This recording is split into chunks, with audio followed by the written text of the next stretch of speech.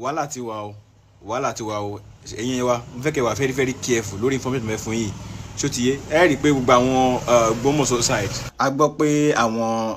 ajínigbé wọ́n lọ sí Ògbómọ̀ṣọ́ láti lọ já àwọn èèyàn gbé so bẹ́ẹ̀ jẹ́ pé àwọn èèyàn sọ pé àwọn bá kọ́ra àwọn bandits àwọn ṣèkìnnà àwọn ló ti lọ já àwọn èèyàn gbé ẹ̀dẹ̀ máa ẹ jẹ́ nǹkan tí mo fẹ́ kẹ́ mọ̀ ní pé iṣẹ́ ra àwọn nǹkan mímu bẹ́ẹ̀ tó ń gbà mí tó máa ń ṣẹlẹ̀ tó jẹ́ pé ọ̀tọ̀ ní nǹkan táwọn alérò kò ṣẹlẹ̀ ọ̀tọ̀ ní nǹkan tó máa ṣẹlẹ̀ àwọn a lot of atrocity làwọn ti ṣe nínú ìlú tàwa yìí tó jẹ́ pé gbogbo ẹ̀rọ kan wá ní pé àwọn bandits tá a mọ̀ àwọn Boko Haram tá a mọ̀ gbọ́ àwọn náà ló ṣe ní ìwà tó lè má jẹ́ pa àwọn rárá kì í sáà gbogbo àwọn ẹ̀dá rí pé wọ́n jí gbé kì í ṣe gbogbo ẹ̀ àwọn Boko Haram àti bandits jí gbé o àwọn individual kan náà wà táwọn náà ti ṣe kẹ́ni táwọn náà ti ń hùwà yẹn tí wọ́n ti ń jí àwọn èèyàn gbé lóríṣiríṣi ẹ sáà tẹ́lẹ̀ àwọn information tá a ti ń rí nípa yí pé àwọn ọmọ ìjọ gangan wọ́n dẹ̀ lọ kidnap referent father church wọn so ti yé à ń rí àwọn information tó yẹ pé nínú jọ́ọ̀sì tó ṣẹlẹ̀ nípa pé march on 13 dájọ́ pé wọ́n wọ jọ́ọ̀sì lọ́n lọ́pàá àwọn èèyàn ṣé ẹ̀ mọ̀ pé after bí 1 week látúnṣe rí àṣírí àwọn mi tó ṣe tuntun nínú jọ́ọ̀sì yẹn náà tó jẹ́ pé àwọn indigene jọ́ọ̀sì gangan táwọn ṣèkí táwọn náà lọ pa àwọn èèyàn tó ń jiyàn gbé àbí mo ta mú information yẹn mo fi síta àti gbogbo wa rè so ti yé so káàkiri ní ìfún ilẹ̀ Yorùbá à ń ra àwọn èèyàn ní side Ondo state tó jẹ́ pé àwọn ọmọ Yorùbá ni wọ́n táwọn lọ jiyàn gbé tó ń já àwọn àgbẹ̀gbé ṣùgbọ́n káàkiri àwọn Haúsá ń jiyàn gbé Ìgbò ń jiyàn gbé Yorùbá ń jiyàn gbé ilé ìgbọ̀nsẹ̀ ní í ṣe pẹ̀lú religion so ti yé kò dẹ̀ ní í ṣe pẹ̀lú bandits àti Boko Haram àwọn èèyàn náà kàn lọ for opportunity yẹn ni láti máa fi wà burúkú yìí tá a fi lérò pé àwọn Boko Haram àtàwọn bandits yẹn ló sì ń ṣe àwọn iṣẹ́ burúkú yìí so ti yé so information tó fẹ́ fún yín yìí sìn tó ṣẹ̀ ṣẹlẹ̀ lọ́wọ́ báyìí ní kíni o àwọn rí pé àwọn bọ́là àwọn tó ń sàárín tó ń sákì wọ́n dẹ̀ ṣe kíni ó dẹ̀ jí ọmọ kékeré gbé ó dẹ̀ jù sínú sáàkì wọ́n gbà mú láì máa play fídíò yẹn fún yín tẹ́ máa rí ń sìn kì í jẹ́ pé bóyá mo kàn sọ lásán ẹ̀ máa rí fídíò yẹn ń sìn kí n ṣe tó kọ̀ọ̀tún láti máa sọ̀rọ̀ mi lọ ẹ wo fídíò yìí náà. kò tó gbọ́ ọmọ yẹn sí rèé.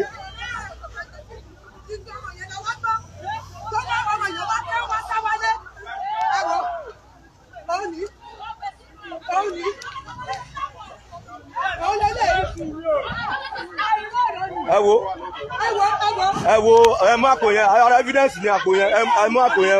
àpò yẹn wá ẹ mú wá ẹ lọ fún kó mú dání ọ́físà ẹ jẹ́ kó má kò yẹn dání ó yá má kò yẹn dání fún ara ẹ ó ti dá bẹ́ẹ̀ ó ti dá kidnapper ni o kidnapper ní area new stadium má ronú ibẹ̀ láti mú o ọmọ tó gbé sínú àkórè o ọmọ ẹ wo ìyá ọmọ rẹ léyìí ó ti ṣe ìyá ọmọ léṣe òun rèé o grandma Èkó náà ti wá àpò tó wà lọ́wọ́ ẹ̀ yẹn ló jí ọmọ yẹn gbé sínú ẹ̀ àpò tó wà lọ́wọ́ ẹ̀ yẹn àwọn Àmọ̀tẹ́kùn ti mú nísìnyí ó ti mú.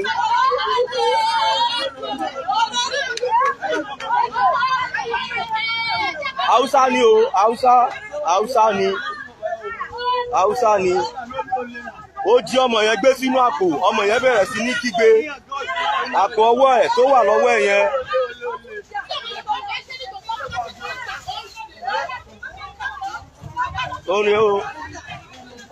òun ni ojú ẹ̀ rèé naam ṣẹ́tìrì arákùnrin tẹ̀ ń wò yẹn àpò tó mú dání àwọn tó fi ń sáké tó fi ń sárin káàkiri àwọn náà ló mú tó fi jí ọmọ tẹ̀ ń wò yẹn gbé wọn lọmọ yẹn wá ń pariwo ní débàgbà náà balẹ̀ káyọ̀ ọmọ yẹn gan tó ní kó máa pariwo àti pé ló ní pé wọ́n máa mú náà ni because báwo wá sí jẹ́yìn òpin tó wọn ò ní sọ̀rọ̀ tẹ́tẹ́lẹ̀ tó túmọ̀ sí pé bí wọ́n ṣe máa bí irú àwọn yẹn tó máa ń ṣe irúṣẹ́ yẹn wọ́n á ti kọ́kọ́ pa ọmọ yẹn náà tó ti yé sódà ọmọ yẹn ò fi ní lè pariwo ṣùgbọ́n náà tó máa dóhùn máa mú náà ni bóyá ń gbé mọ́ ẹ lọ tó máa ti lọ ṣe ìjàmbá fáwọn yẹn tó mọ̀ fi lè sọ̀rọ̀ mọ́ òun ló fà táṣírí ẹ̀ fi tú because for him láti gbé ọmọ yẹn sínú kìnìyẹn tó wọn ò ní pariwo tẹ́tẹ́lẹ̀ ni so ẹ fojú sáwọn pípín yẹn lára o tó ti yé gbogbo àwọn aṣáárín yẹn òun lóhùn tó jẹ́ pé dábàá yìí fún àwọn kan tí ń stop wọn láti máa wọ àwọn àdúgbò kọ̀ọ̀kan tó ti yé so ẹ fojú sún ra kì í ṣe pé àwọn dábàá expect pé àwọn Boko Haram nìkan àbáwọn bandits nìkan nílò àwọn nìkan kọ́ ní problem ta ní Nàìjíríà o if àwọn míì wà àwọn sọ fún yín pé ní Ondo state àwọn ìlú oríṣiríṣi àwọn èèyàn oríṣiríṣi láti gbá tó jẹ́ pé àwọn ọmọ Yorùbá wa gangan ni wọ́n ṣe kí ni wọ́n lọ ọgbà àlùmọ̀kọ́lé láti máa jẹ́ àwọn èèyàn gbé bẹ́ẹ̀ ni láti rí ibo yíyan oúnjẹ kò ní í ṣe pẹ̀lú religion so ti yé àwọn èèyàn gangan fúnra wa ìwà burúkú bẹ́ẹ̀ lọ́wọ́ wa o kọ́nà bàgá kó sánú wa. then ẹ̀yin òbí táwọn aráwọn ọdún márùn-ún àwọn ọmọ ọdún mẹ́ta máa rán wọn ṣe pé ṣáà lọ́la kí wọ́n lọ́dọ̀ ya alágbájá ẹjọ́ amójútó àwọn ọmọ wa o ẹ̀dẹ̀ jẹ́ kí a máa rí àwọn ká máa notice àwọn kan tó wà ládùúgbò wa náà so kọ́nà bàgá kó sánú wa kó dáàbò bẹ́ẹ̀ nìkọ̀ọ̀kan.